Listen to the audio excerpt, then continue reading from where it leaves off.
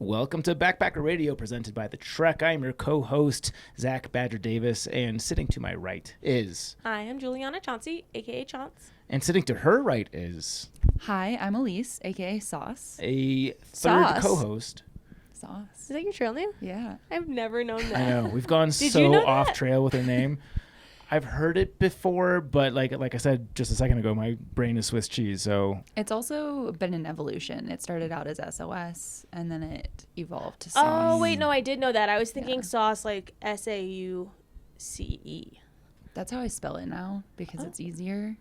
Cool. Maybe I shouldn't. I No, don't I'm know. about that. I Is like the that. sauce literally just a play on the fact that SOS kind of sounds like sauce? If you Yeah, if you say it a certain way. Uh-huh. Yeah, and we realized yelling SOS in the woods wasn't the Good best point. idea. Very good point. Fair. Very good point. The boy who cried wolf.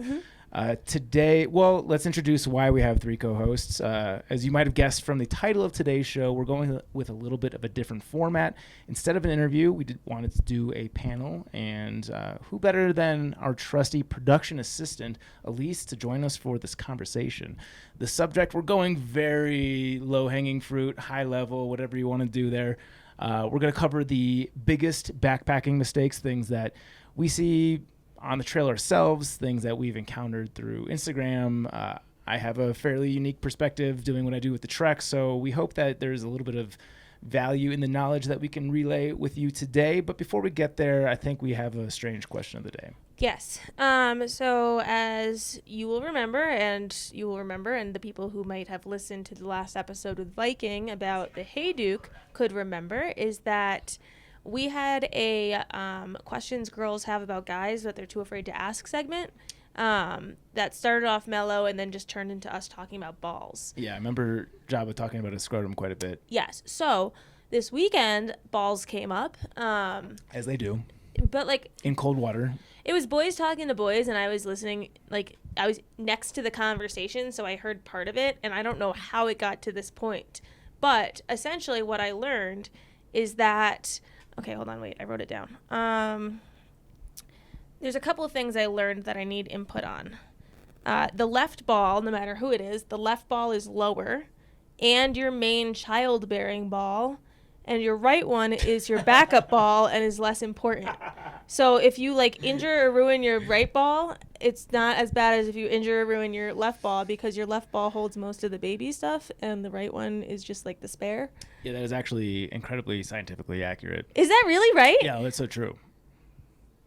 I'm waiting for the like, haha. Yeah, I'm no, just that's kidding. total bullshit. I mean, unless they know something that I don't know, but Can you Google it? I took health courses really, also. Like, they seemed really. It was. God. It was like 4 guys, and they were all like, "No, that's totally is the true." trick here that I'm just gonna get the strangers ads for the next 3 months because I'm not Googling smart enough to left make ball, up a funny right ball. ploy like this. I genuinely, I was like, okay, let me write this down.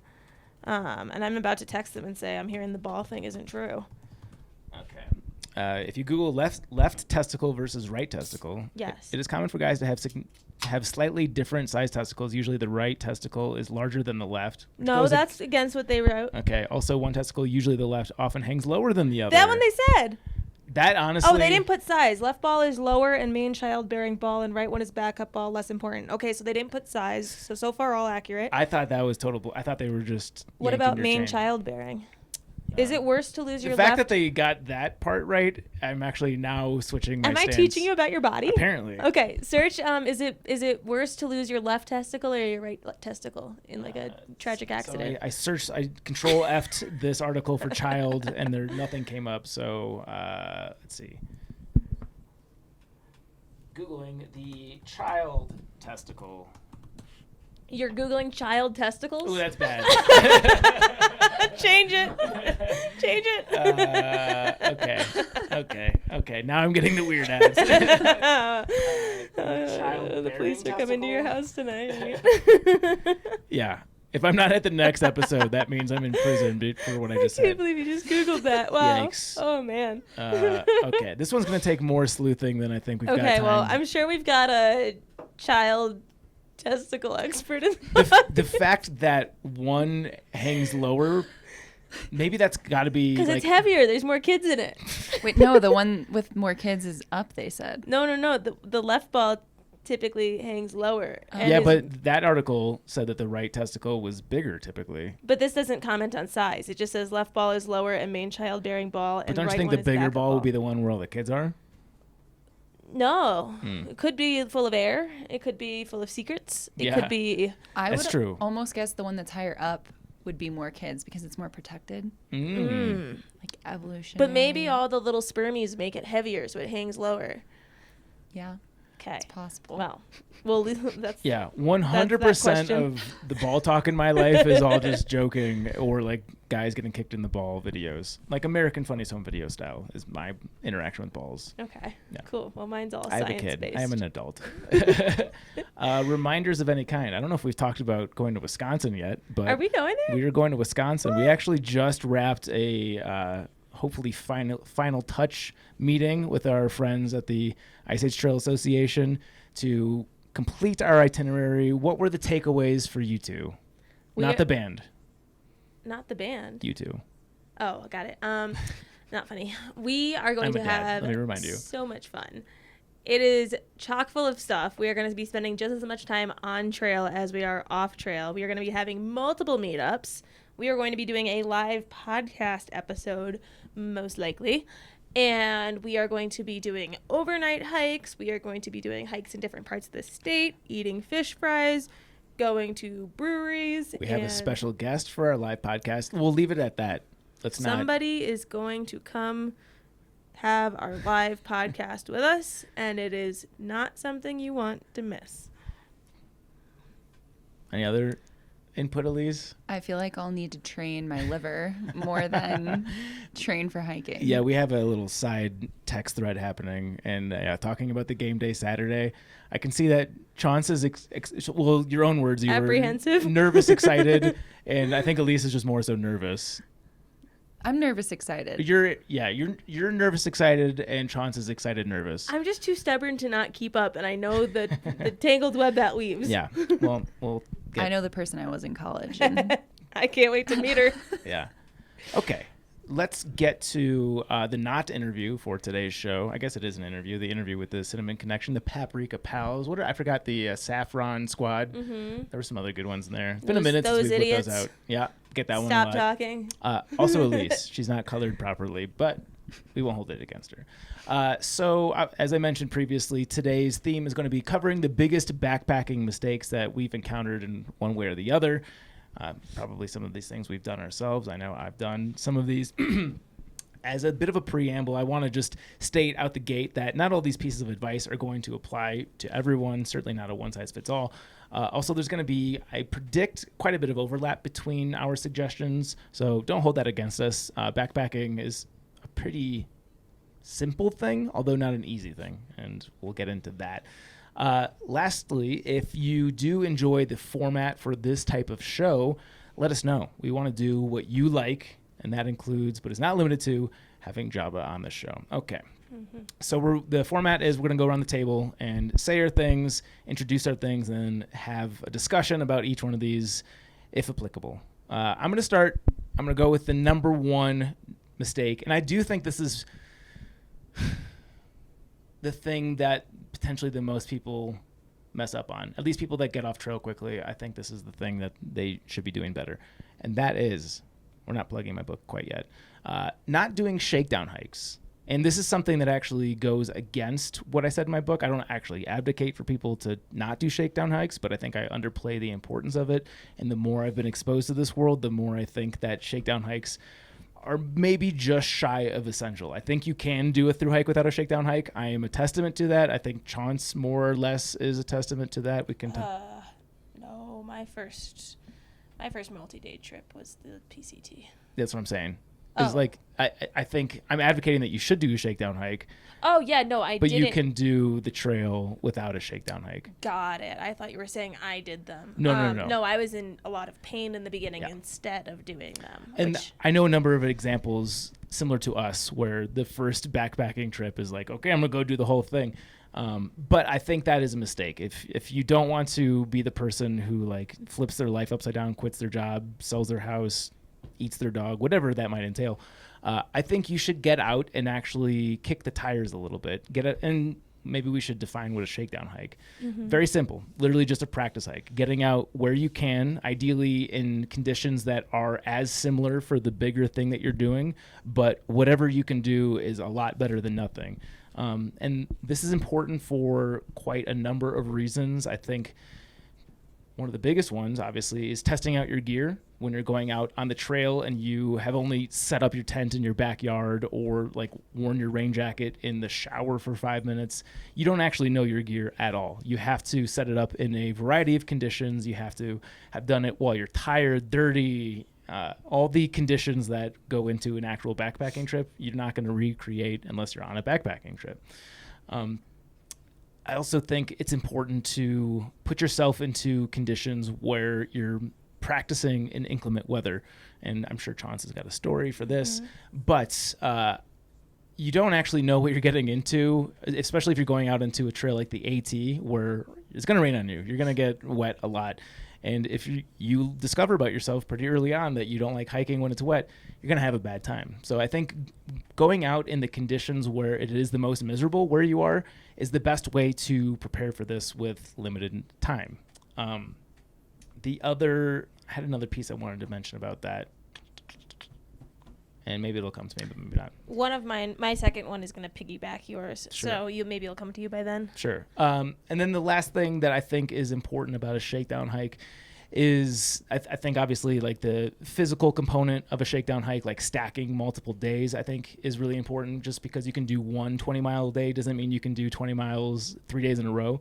The exhaustion compounds itself, so you're going to wake up weaker on day 2 and then weaker on day 3, and like that's when injuries really start to happen. So knowing how to pace yourself for multiple days is something that you're going to learn during a shakedown hike. I also think a shakedown hike is good mental preparation. I think if you're not used to being by yourself or whatever the condition might be, being on trail, it's one thing to go for a day hike. The mental perception of the experience of a day hike is radically different from a backpacking trip. And I think Chaunce's general disdain for day hiking is a testament for this, because she loves backpacking and is not a big fan of day hiking. I used to love day hiking. I used to go on a day hike every Saturday and Sunday when I first moved here. It's just now that I've gone on longer hikes and I see that you can like sleep in between your day hikes, it doesn't make sense for the driving. Yeah, agreed. I just like it less. Yeah. So I think that's my basic outline for why I think a shakedown hike is important. And again, I'm getting greedy taking this one because it is such a big thing. We could probably talk about the importance of a shakedown hike for an entire episode. But for me, those are the biggest points. And if you're seriously considering a thru hike, you can thru hike without a shakedown hike, but you're putting yourself in a way better position for success by actually getting out on some practice hikes. Yeah, and I'm not going to go into my second point yet because I do know that it's going to be echoing part of the shakedown idea, but I don't really consider what I'm going to get into as a shakedown. And I think this goes into yours, is that like a lot of people will think, okay, I've done my shakedown hike, I know what gear I'm carrying. Because you think of a shakedown hike in terms of shaking down the extra stuff you don't need, tuning in your gear, that sort of thing. But like there's so much more that goes into it than just knowing what you're going to carry. And I think just even the term shakedown hike just implies you just need to sort out your gear, when really there's so much more than that to sort out on it. Great point. Lisa, have you anything you want to add to the shakedown? Did you do a shakedown before the PCT? I did single overnights. I never did more than one, which, like you said, I don't necessarily advise. But I think one big thing that helped a lot was I was alone for those, and like didn't even run into other backpackers. So I learned like I could actually sleep out in the woods alone and be okay. And I think that gave me a lot of confidence going into the PCT. Yeah, that is a great point. I think. Don't touch on it too much. Okay. Well, yeah, like I said, I took a very big subject, so to Chaunce's request, I'll just leave it at that. Yes. Okay. So this isn't that. So we'll get back to that. This one, maybe I'll just put them in different orders. I'm going to put them in different orders. Okay. My next one is kind of a piggyback on the shakedown hike, but in terms of preparing mentally instead of preparing physically. So kind of right where Zach just left off.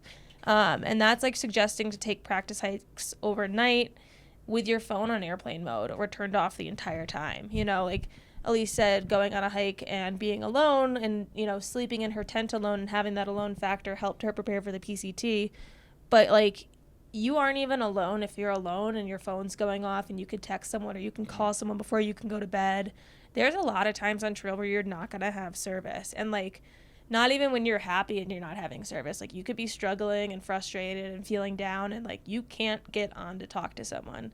At least not consistently. If you have an inReach or something like that, you could send a message. But I think it's important for people to practice being out there for more than just an afternoon without being connected and seeing, you know, how far do you get before it's just like, man, I just want to check one thing, or like, I just want to see if I got any messages, you know, and just push yourself to have that mental break from your technology, because you're going to be forced to have it on most trails at least once, if not the full time. And if you've got AT&T and you're hiking the AT, definitely practice not having cell service for multiple nights in a row, unless things have changed, which is very likely. But I remember the southern half of the AT cell service was very spotty for AT&T. Mm-hmm. But I think that is an excellent point. I think my generation's weird in that, like, I came of age kind of when the internet was happening. I think I remember first going on the internet when I was 15 years old, but a lot of hikers that are, you know, 15 years younger than me can't even remember a time without the internet, and just constantly are plugged in. And then to Chaunce's point, when you get to a point where you don't have that access, and I'm going to say crutch, but crutch is not the right word. It's just it's an input. It's a stimulus that you've grown accustomed to. And when you don't have that, I think it can bring about a sense of anxiety, because it's your inlet to the rest of the world. And all of a sudden you're just by yourself in the woods. I think practicing for that is an excellent piece of advice. Yeah. I mean, it definitely makes places feel more remote. Like, you could be equally as far out there in two separate scenarios. And in one of them, your phone could be vibrating as you're getting texts. And in the other one, you can't get reception to save your life. And they're going to be different experiences for you. And I think if you're practicing within cell reception and you aren't taking steps like turning your phone off, you're not going to be getting the full experience of what you might face on trail. Yeah. The wilderness purists are going to kick me in the teeth for saying this one, but I just sleep. I fall asleep much better if I've got something to listen to. So to Chaunce's point, download a couple podcasts. Probably not this one. This one's terrible. But download something if you're like me and you like to listen to something as you're snoozing off, because you cannot rely on cell service on trail. It's nice to have an audiobook or whatever it might be. I do and don't like falling asleep to things. I like falling asleep to things because then I can't hear whatever animal I think is going to come kill me. But I don't like falling asleep to it because I'll eventually wake up in the night from the sound of it, like in my earbud in my ear. So I like to make playlists that are like either 30 minutes long or an hour long or 15 minutes long. So if I'm tired and I'm getting into my bed and I just want to plug in to have that peace of mind to just fall asleep, I know whatever I put on is going to get me there, and then it'll just turn off. Yeah. Which is nice. Another pro tip, at least the Apple Podcast app, I'm guessing Spotify has this too, has like a sleep function. Does it? Yeah. I have the Apple Podcast app. Yeah, so you can push like go to sleep in 30 minutes. Yeah. No way. I'll look at that later. But to Chaunce's point, like if the thought of like a bear attack is going to keep you awake at night, maybe just download an app that has white noise that is just the constant sound of a bear attack. That way, like, you grow accustomed to it before it actually happens to you. You could download YouTube audio of bear attacks. Yeah, totally. And then you're really already any listening kind of, like, to vicious murder will work. Right. But like just white noise background, some soothing stuff to get you to slumber. If you fall asleep to the sound of leaves crunching to animal feet in your earbuds, just snarling, then that won't sound as scary outside your tent because you'll think it's in your ears. Yeah, the sound of play the sound of something scraping against your tent. Yes. Heavy breathing. There you go. Okay, we're on to something here. Great advice, guys. Elise, your turn. Okay, so mine, I like to think is a little unique. Well, I think there's a slew of mistakes you can make with water. Just filtering water for the first time was a huge unknown for me. I'd never had to do that. I don't think most people have ever had to do that. I Googled how to filter water when I got my Sawyer. Yeah. Before the PCT, I watched a YouTube video on how to do it. This was before the PCT? Yeah. Okay, at least you didn't do it on trail. That'd be worse. Well, after the PCT, when I was like, what kind of videos can I make? Like, it felt almost stupid to make one on how to filter water, because I was like, you screw it on and you turn it upside down. But before the trail, I had no idea, and I was just looking at it, and I was like, I hope I don't do this wrong. Like, watch the YouTube video, and it was like, screw it on, turn it upside down. Well, and I think there is stuff that you can mess up if you're not really thinking about it. Like, I think the first time someone told me that all it takes is a drop you can't even see of Giardia in your water to make you extremely sick really sent me spiraling. So knowing to keep your dirty water bottle for sure separate, I think, is a big thing. I think I've been talking to a lot of people who are getting into backpacking and like emphasizing to them, you can't just eventually filter water into that bottle. Like, once you put dirty water in it, it's done. And then something that I learned from another thru hiker on the PCT, my Sawyer just wasn't filtering normally. Like, it kept dribbling out the sides and all this weird stuff was happening. And it's because if you screw it too tight. Yeah, O-ring. Yeah, it messes up the O-ring and it doesn't, for whatever reason, it doesn't go straight through. And I feel like that's a little known thing that you just want to tighten it just enough. Tip. Yeah. So the O-ring, like, it'll come off like how it's held in, and then it's not like in right, which it makes it leak, so then you always have to take it out and put it in again. But if you go to like a hardware store, you can get like a rubber washer that's a little bit thicker than the O-ring in width, and if you put that in, it never falls out. So if you lose your O-ring, like, you're not screwed forever. Or if you just like are prepping for a trail and you don't want to worrying about your O-ring, go to a hardware store and show them it and say, hey, do you have like a rubber one of this, like a little thicker?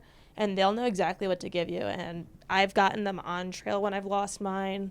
I've gotten them before trail, and it's great. You put it in. I'll carry one in my like repair kit, basically.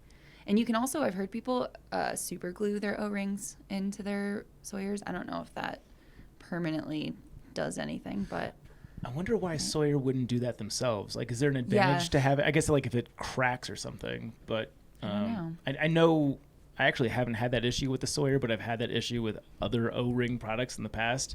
And it's just a matter of, like, one side of it gets rotated so it won't sit flush when you screw it in. Or it gets pushed in. Like, so if you screw it in too far to the water bottle, I'm going to have to figure out how to show this. If you screw it in too far to the water bottle, what happens to the O-ring is it gets pushed by the water bottle, so it like sinks into it.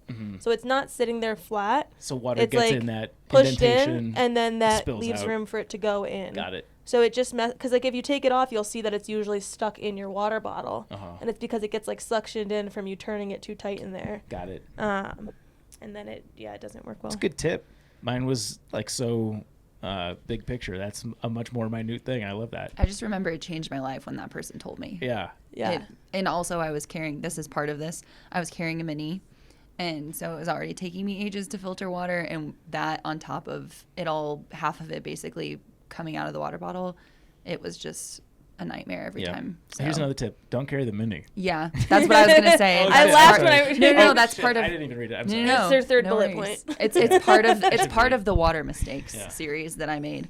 And then also, the mini is like an ounce lighter, not at all worth it, for context, for those that don't know.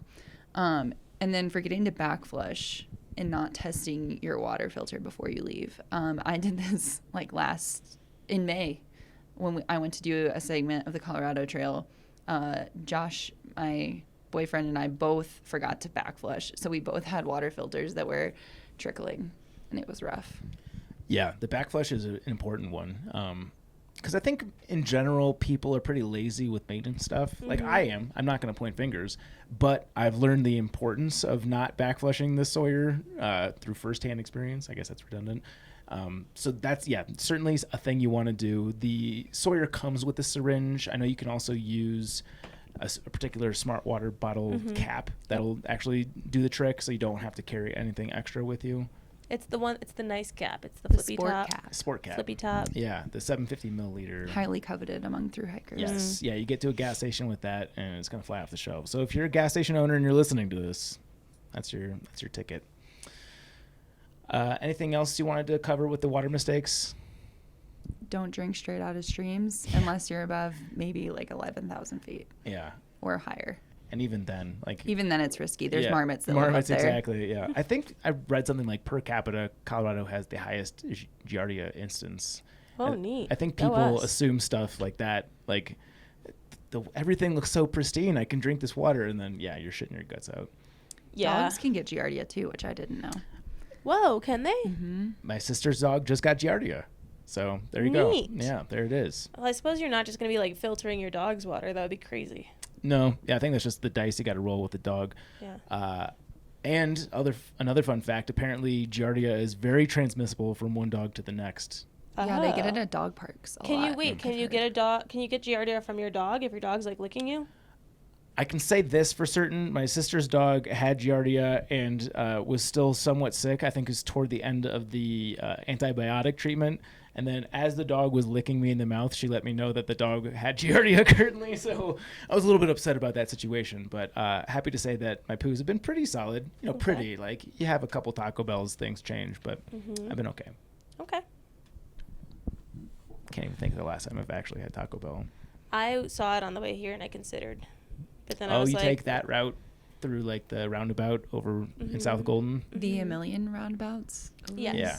Colorado loves I roundabouts. had police cars following me from those roundabouts all the way to the bank. And I was like, I'm going to get pulled over for something and I don't know what. It's like you were getting escorted to the Taco Bell. It really stressed me out. Okay. I always get nervous my driving's not going to be good enough. We're not even pulling you over for speeding. It's not good enough. Yeah. You're just not good enough and we wanted to let you know. Mistake number 4. This one I've got a little bit written down here. Yeah, what am I going to say? But this is something that I have learned from witnessing others. I didn't make this mistake myself because I didn't buy anything that was advanced. So let me first introduce it before I get too far ahead of myself.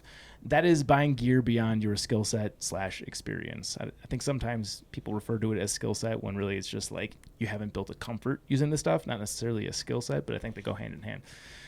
And I want to preface this by saying the same thing that I said at the top of this show segment, whatever you want to call it, that there's going to be a lot of exceptions to this. I know plenty of people that have started the trail with the best UL gear, technical stuff, and they hit the ground running. They will go out and do a calendar year triple on their first through hike. Like, there's always obviously outliers, and I'm not speaking to them. I think for the majority of people, what I'm going to say is what I would advise.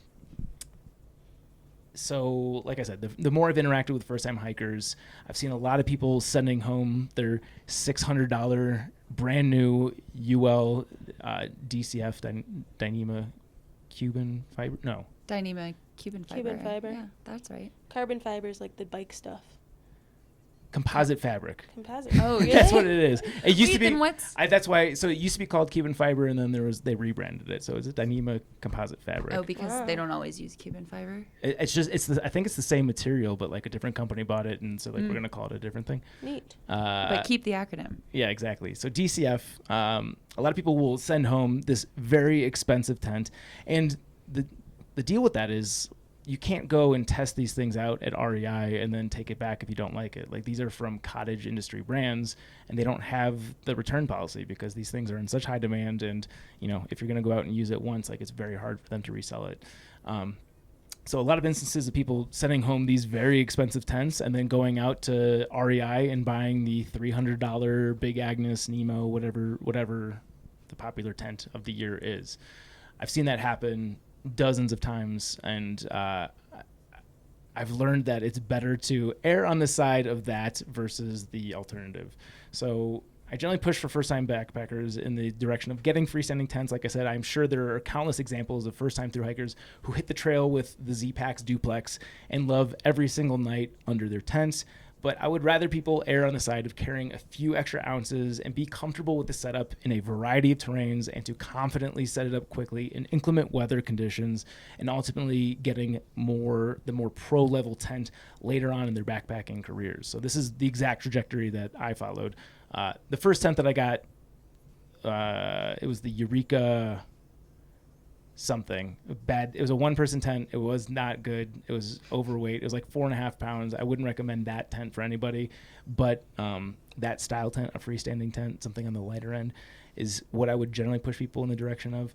But I was happy to have a tent that somebody as dumb as me could figure out how to set up. Like the first time I tried to set it up, I did it successfully. And that I'm not an engineering mind type of person. Like I don't get these things right on the first try normally.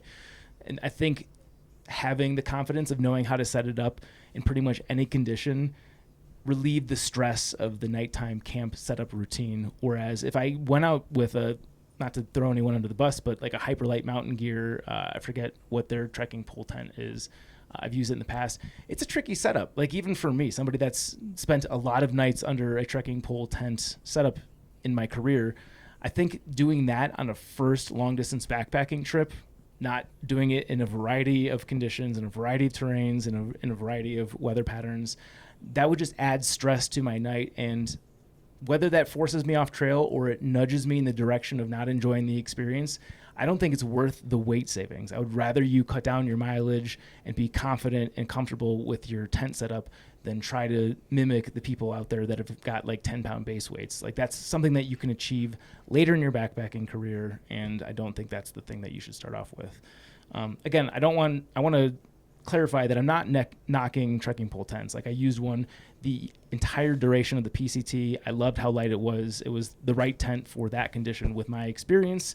But for first-time backpackers, people that are new to the game, I think you should get like a Big Agnes or a Nemo. It's just so much easier.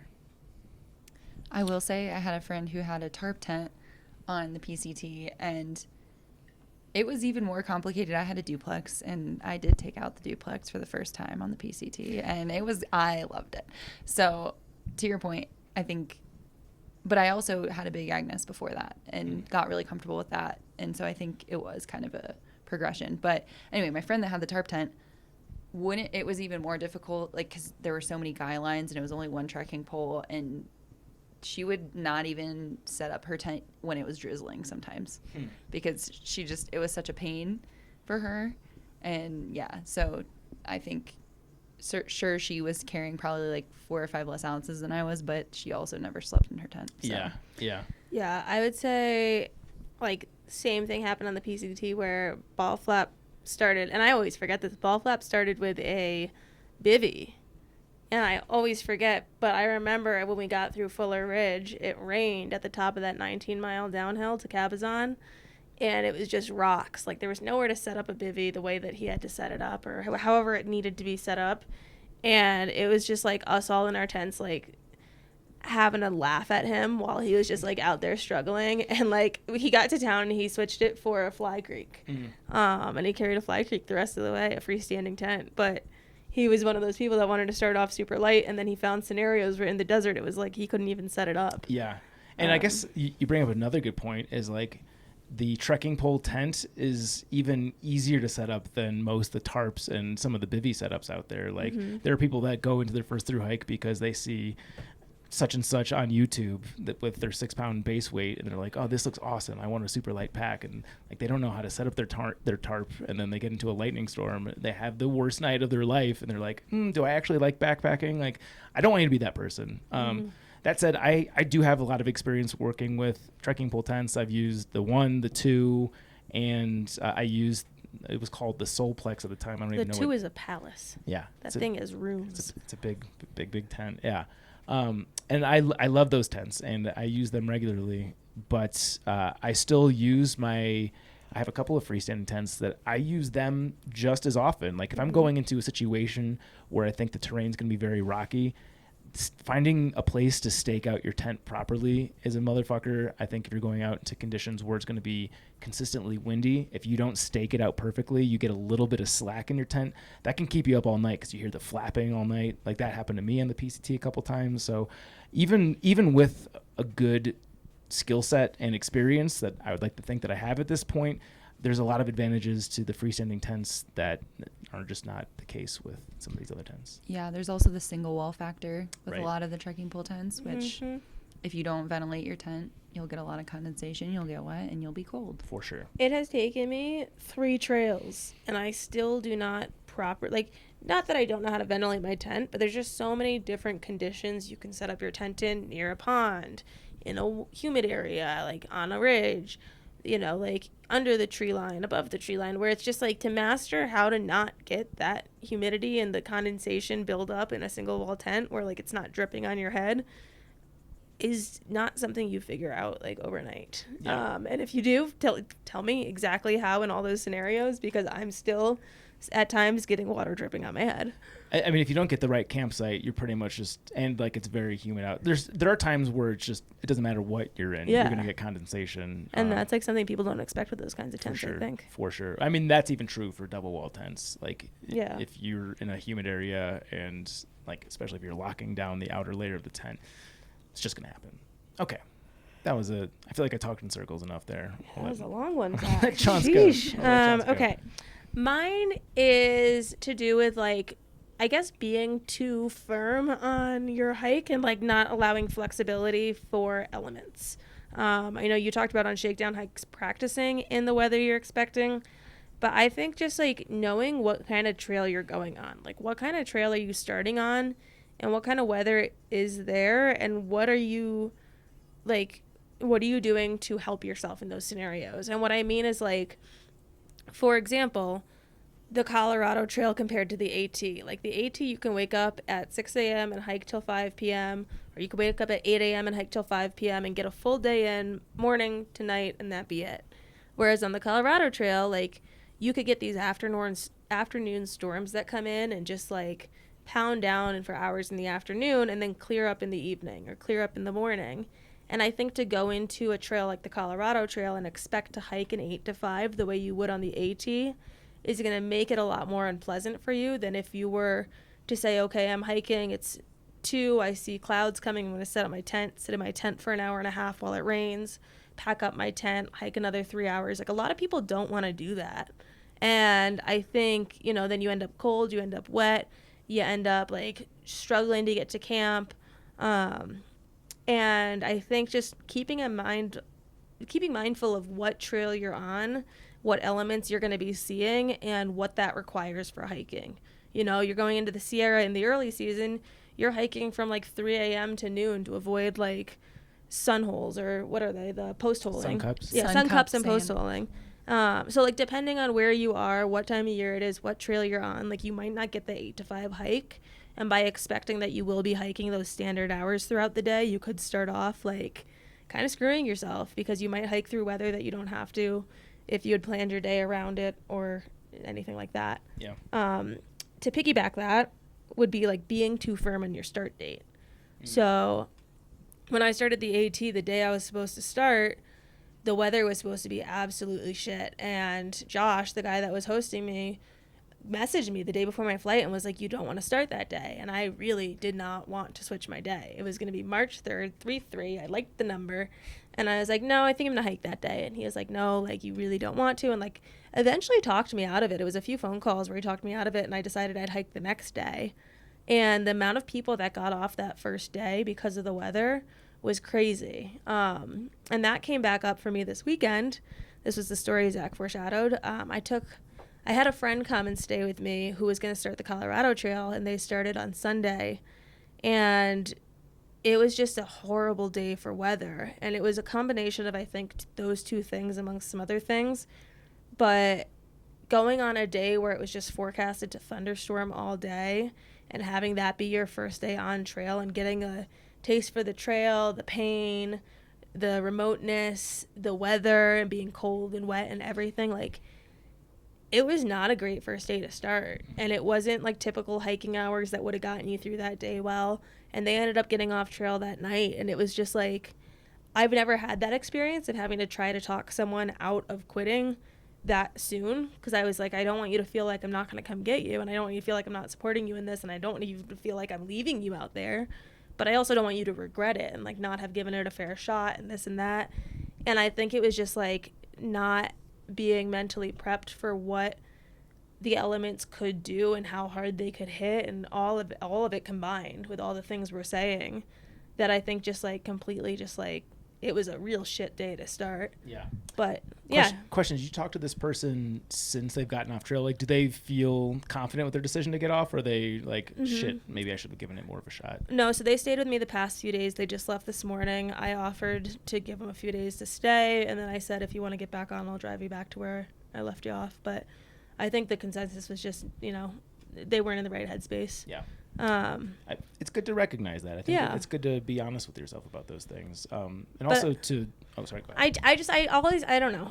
I was wondering, this whole week I've been wondering, like in my head, I'm like, if the weather was sunny on Sunday, if the weather was sunny, it was dry, it was a moderate temperature, like would they still be on the trail? And I don't know the answer to that, but I do think there is something to say for not expecting to hike traditional hours and not being too firm on your start date, that you're putting yourself in a scenario where you could ruin the whole thing for yourself.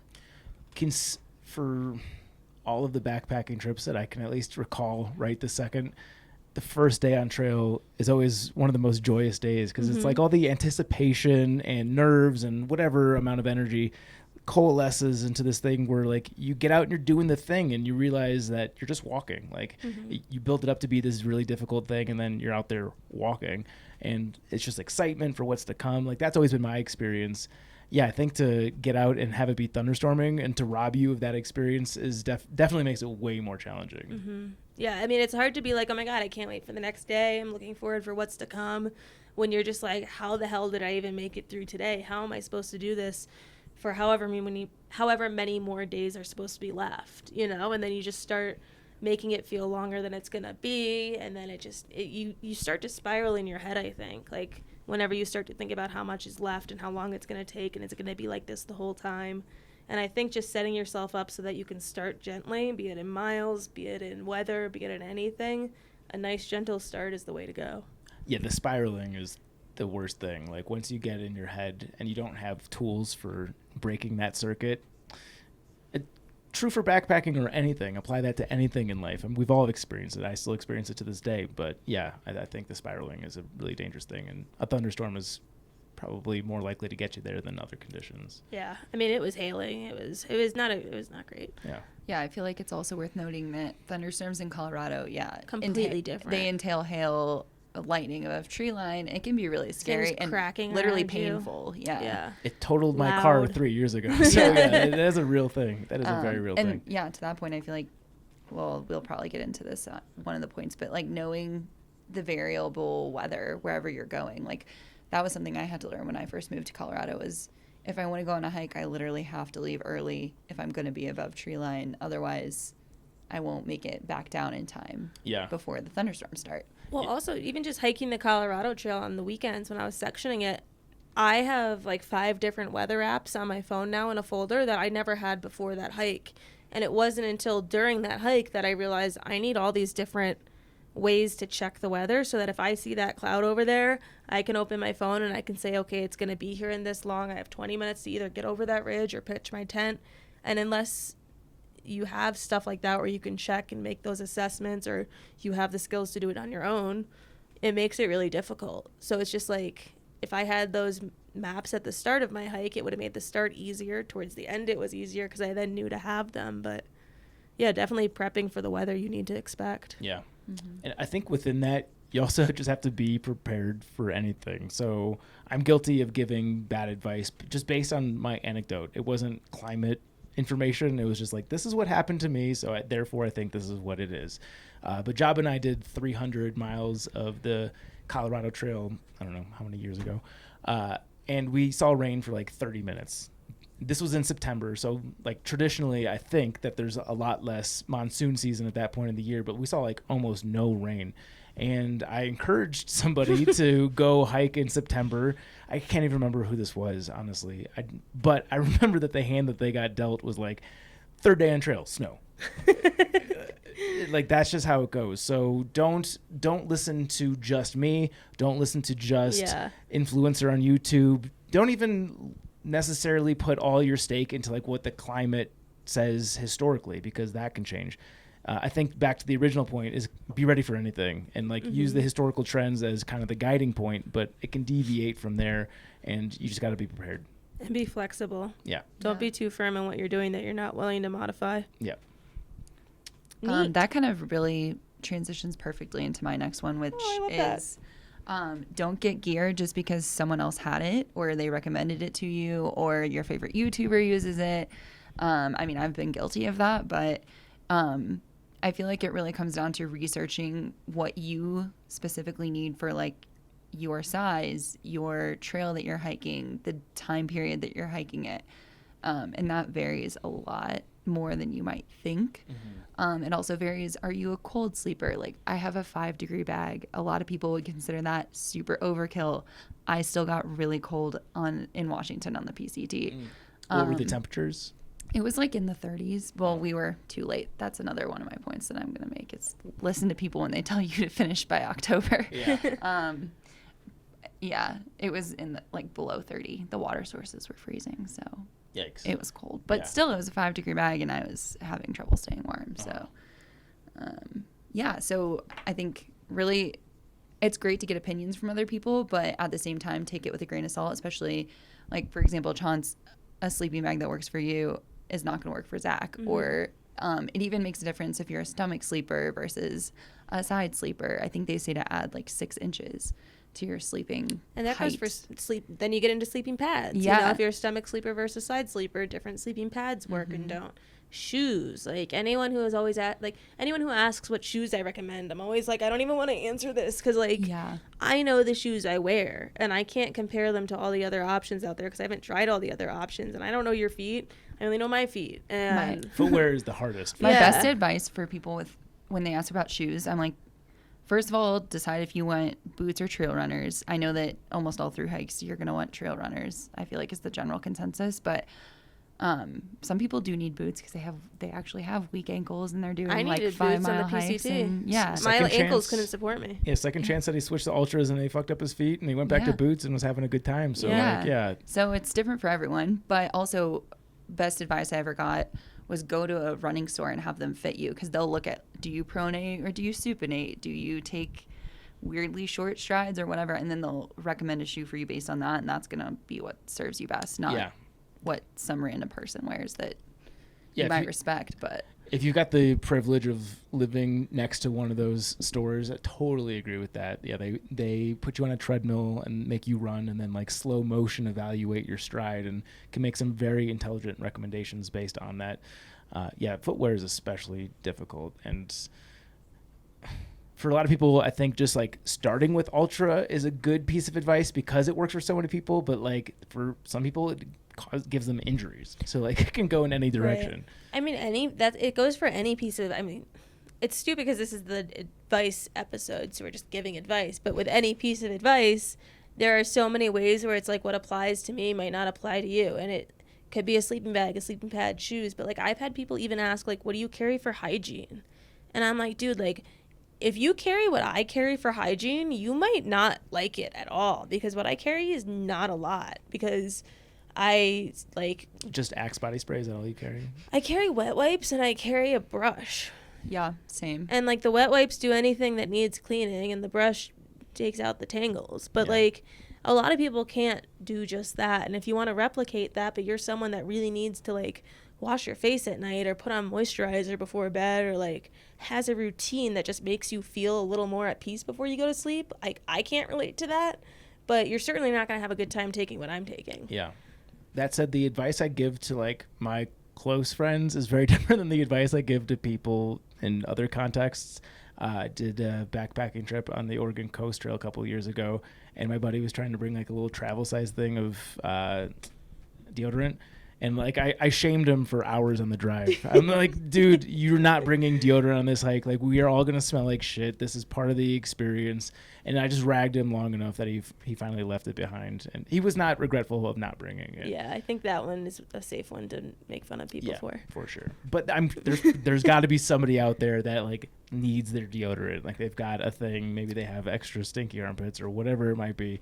Although no one has stinkier pits than me. Chaunce can attest. Well, I think sometimes people just like to learn for themselves. So I think like you bring the deodorant and then you realize that you still smell like shit and then you feel at peace then leaving the deodorant because at least you learned for yourself that it actually didn't work. Yeah, smelling like BO and Evergreen is just kind of a weird experience. Just like own what you are, which is stinky. Neat. Amen. Yeah. We're ready for your next chapter, Zach. Okay. We have not been doing numbers, but for those keeping score at home, this is mistake number 7 that we witness. And yeah, this is me plugging my book, but not really, because like legitimately, this is the thing when I get people asking me like what's the Occam's razor approach to preparing for a through hike. I think it's you have to mentally prepare for a through hike. And Chaunce, you touched on this a little bit with your friend who stayed with you. Yeah, we on the car ride home, we sat there and I was like, what do you think happened? And his answer was that he thinks he was physically prepared, but he wasn't mentally prepared. And I got to give a pat on the back to that person, because that's true in so many instances, but they will cite injury, budget, whatever it might be. Like, I think there's a lot of misattribution to that because people don't want to admit that they just weren't mentally ready or whatever it might be. But yeah, preparing, especially for like a very long distance backpacking trip, but even something 500 miles is plenty long to have that feeling. Even honestly, even a weekend is long enough to where you have to at least want it to get to the end point.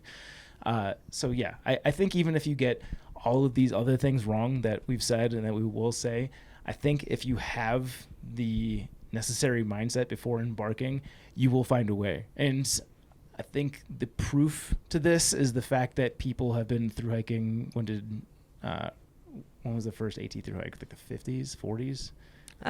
Yeah, I would say the 40s. Walking off the war. I can't. Anyways, carrying the heaviest, like non-sophisticated, non-technical shit. Like without the trail being developed, no one knows what you're doing. There's no support system. There's no internet. There's none of this shit, and they're able to do it. Like if you want it bad enough, you're gonna find a way to make this happen. So I doubt that Earl. What is his name? Why can't I think of it? Earl Schaefer. Thank you. I doubt that Earl Schaefer created lists before he set out on a through hike, so you don't necessarily have to follow the practices, or don't even follow the practices outlined in my book, but have a strong understanding for why you're going out doing the thing that you do, so that when you do encounter these trials, I keep plugging it. I will say I'll plug it for Zach, because I read it actually after I'd hiked the PCT, and I realized I, without knowing it, did some of the things in the book, and it definitely helped a lot to have that mental prep beforehand. And there were other things that I wish I had done that he pointed out. So okay, well, Elise gets to mental keep her prep. job for another week. I'm also gonna go ahead and just I'm a brown noser, and it's fine. I'll throw all of us under the bus quick and say that 5 people completed the AT in the 1930s. Okay. Myron Avery became the first 2,000 miler in 1936.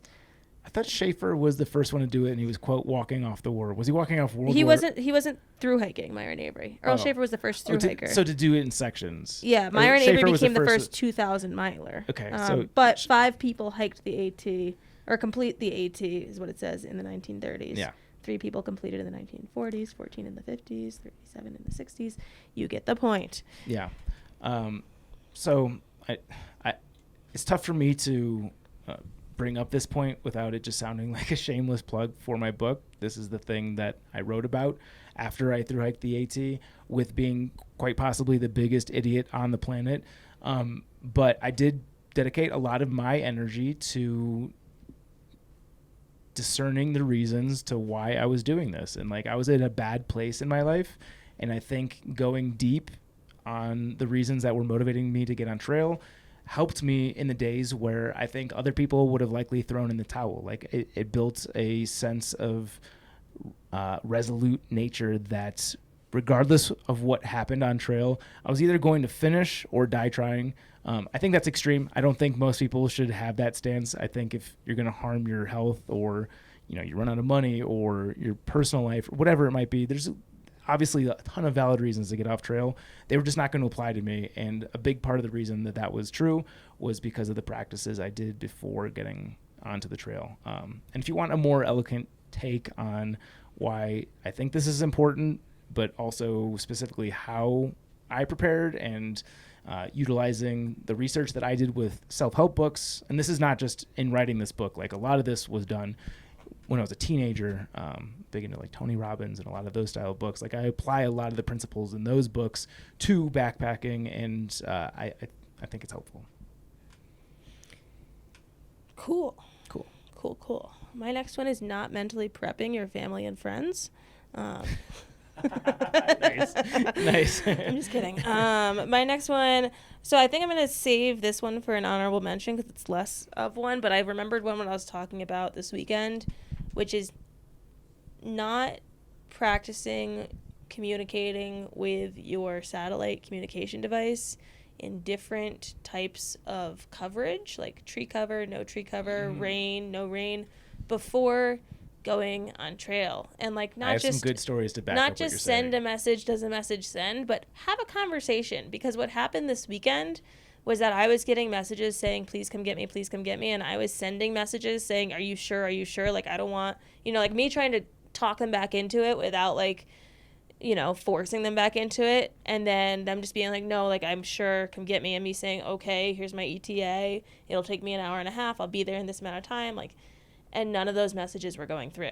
So I was messaging their girlfriend, and their girlfriend was like, I told them like 6 times too. And I was like, I just keep getting these messages saying, just please tell me if you're coming or not. Like, please tell me an ETA. And I was like, I keep sending one back. And when I got there, like, he didn't think anyone was coming. Like, he thought he was going to be stuck there all night. Like, he didn't think anyone was going to show up. And he just hadn't gotten any of my messages. And it was like, there was rain, there was cloud cover. And I think it's important to understand on both ends, hey, this isn't, what looks like what? What looks like someone's not responding at all, and what is the appropriate time for how long the delay is when messages come in. Like, if they haven't responded in 5 minutes, are they not answering me? Or is it like, hey, when I'm under rain, I know usually it takes 20 minutes for a message to come in. Knowing that stuff going into it can help you stay level-headed and calm if you're in a situation where you need to communicate using a satellite device. Yeah. I've got some good stories. I'll just go with the most recent one. Honestly, I have at least 4 of these, but sometimes you're almost better off. I'm never going to advocate for somebody not to carry a satellite communicator, but here's an example of where it can go wrong. Is the backpacking trip that I did most recently last year. We did the Western Collegiate route, did part of it. Every single night I would send a message, and I thought it was just going out to Jenna, but apparently on this spot device I hadn't actually cleared like the list of who it went to, so it was going to both my mom and my dad as well. And because of where we camped, I think it was the last night, it might have been the last 2 nights, we were just on the side of a mountain in dense tree coverage and clearly just didn't have access to a direct line of sight with the satellite. So it didn't go out. And they were used to getting that message. They knew I was out. And when I got home, when I got into cell service, all the texts come in from my friends, my idiot dog shit friends, and then I get 1,000 text messages from my mom.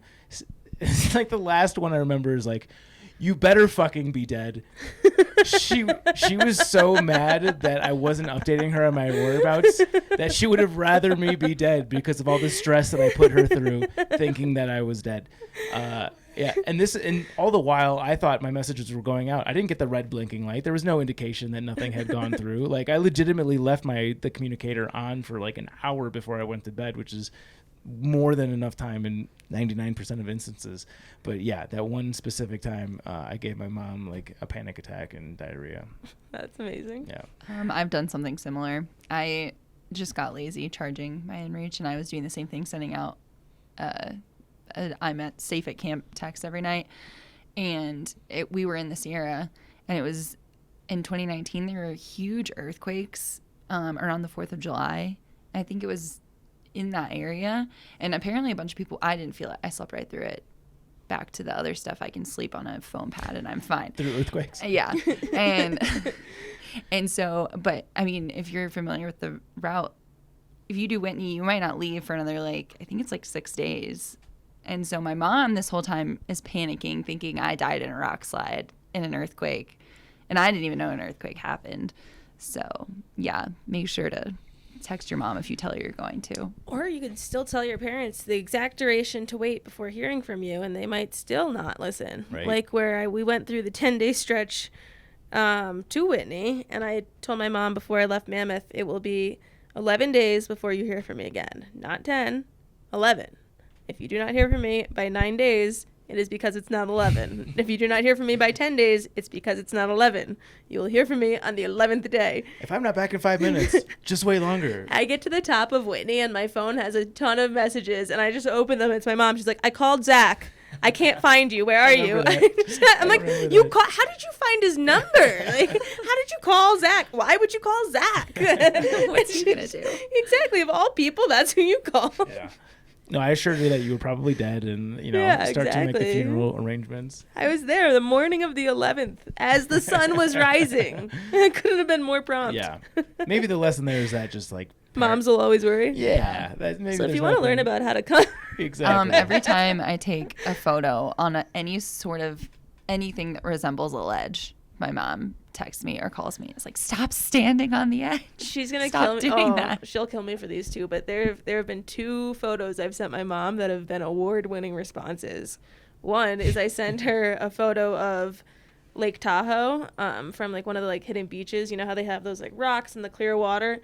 She replied, "Look at all the seals," but they were just the rocks in the water. And then the other one, I took a long exposure of the sky, so it had all the stars, and I sent that one to her, and she said, "Oh my God, it's snowing." I was like, "No, it's July." Moms are the best. That's the moral of the story. Yeah. Okay, I think this is our last mistake, at least for this one. I know I had plenty more, and based on how granular that your guys' were, kudos, by the way. I'm guessing we could probably do this for like another 4 hours, but we're going to wrap this particular episode up with this. Is this me? Yeah. Mm-hmm. So this one is trying to keep up with people who are above your fitness level or maybe who even you just don't hike at the same pace as. Guilty. It's going to make you miserable. It's not fun for anyone. It's okay to just go your own pace. And a story that I'm going to tell is about my hiking partner, and he basically on day 1 of the PCT, I didn't know him yet, started going too fast too early. He started like May 14th. So I think a lot of the people who started that day were already really well trained. They were ready to just knock out the desert. He doesn't train for anything, but is really fast. So he can keep up, but he's not necessarily in shape enough to do maybe a 20-mile day on the first day. So he gets to Hauser Creek, which is that first campsite. It's like 15 miles into the PCT, and no one else is stopping. So he decides he can't stop because that's lame, and he has to keep up with everybody who's going all the way to Lake Morena. And it's also a 5-mile climb into Lake Morena. So, and I think it was a really hot day, and so he's just like, fuck it, I'm going to do it. And I think 2 or 3 miles into the climb, ends up getting heat exhaustion, throws up, and is too tired to go anywhere, and literally falls asleep on the trail. So he wakes up. That's a deceptively tough section. I remember thinking that, yeah. He wakes up the next morning to a girl stepping over him to walk down the trail. And I guess she checked in on him to make sure he was okay and everything. But moral of the story is, even if you're fast and strong, if you haven't trained, maybe just, take it easy the first day. Don't injure yourself at the beginning of a thru hike or any backpacking trip. Yeah. As true on day 1 as it is week 1 or even month 1. I think this is one of the things I see as a point of failure for people. I think I see this more in the AT, but that could just be like a exposure bias. But yeah, you meet people that you love, like you just resonate with them, and you think like, I'm gonna hike all the way to Katahdin, or I'm gonna hike all the way to Washington with these people, and it just, if you're pushing yourself past your physical capabilities, you're going to get injured and you're going to get off the trail. So realize that there's a mighty downside to Elise's point of trying to push past your limit, and to a point that I made earlier, you don't know what you're capable of on a 3-day trip until you're at day 3. Like, just because you can do something for 1 day, you cannot maintain that for multiple days. So like, if you're with people that look like they're fucking triathletes and like they're trying to do 2,100 miles or 2,600 miles in a 4-month span, and you're not there, like, probably start preparing yourself mentally that you're gonna have to make new trail friends quickly, because like, it's just not possible to maintain that pace unless like you're a genetic freak. Preach. Yep. Cool. Well, that wraps our first I guess not our first, but our One first in a of. long time. Yeah, non-traditional shows. We're actually gonna just scrap the segments here because we're curious to get your feedback, how you guys like this type of a format. I know super different than what we typically do. So email us, podcast@thetrek.co, comment on the Instagram post of this episode. You know, you could do Watch us on TikTok-y talk. Oh, yeah, that's right. We're on TikTok.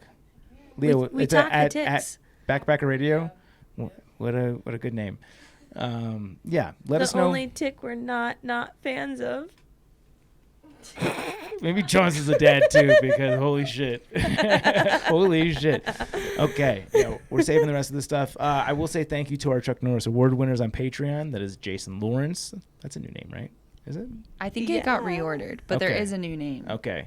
I don't remember Jason you got that Lawrence, highlighted. but I also don't want to make him feel bad if he Well, was he's from getting there. a lot of play right now. So Jason is. Do you guys ever watch the show? What was it with the Lawrence brothers? Whoa. Did I just date myself? Blossom. You guys never watched Blossom? Man. Nope. Anyway. Definitely not Leo. Okay. Whoa. Somebody look that up. Jason Lawrence, Austin McDaniel, Andrew, Christopher Marshburn, S11N, Sawyer Products, Brad and Blair from 13 Adventures, Cameron Brown, and Patrick Chian. This is definitely a new one. I think it's Cianciolo or Cianciolo. I like that. Yeah. Cianciolo? Either of those is better than what I was But don't working on. quote Oh me. my God! Become That's a a Chuck very- Norris Award winner on Patreon if you've got a confusing name, just so Zach has to read it. Yeah. But also at I- least will bail me out. I will say I liked when Andrew was before Austin McDaniel because it always sounded like that was one person, like Andrew Austin McDaniel. Oh, that's true. That's a So great wrestler name. It kind of freaks me out when their names are flipped. I liked them in that order. Yeah. We can fix that. Patrick, if you're listening to this, let us know how to say your name so we don't continually fuck it up, or don't and laugh at our suffering. You can follow us on social at Backpacker Radio on Instagram, at Backpacker Pod on Twitter, Facebook.com/Backpacker Radio. You can follow Elise. At Elise.ot on pretty much everything, or just search my name on like YouTube. Or Chaunce. You can find me on Instagram at juliana_chauncey, and most importantly, you can get my book, A Long Distance Hiking Guide for Family and Friends, on... No, I forgot the main title. Hiking from Home. Fuck. I can She never was so get this confident thing about right. it, I was too. like, yes, I said it so smoothly. Ugh, get my book on Amazon. That's it. It feels weird not having a longer end of the show, but we're going I to do know. it, and you guys are going to let us know how you liked it. So thank you For so all much you- for listening, if you're still listening, and happy hiking. Bye. Elise, what's your sign off? I can't follow Chaunce. Okay, that's good.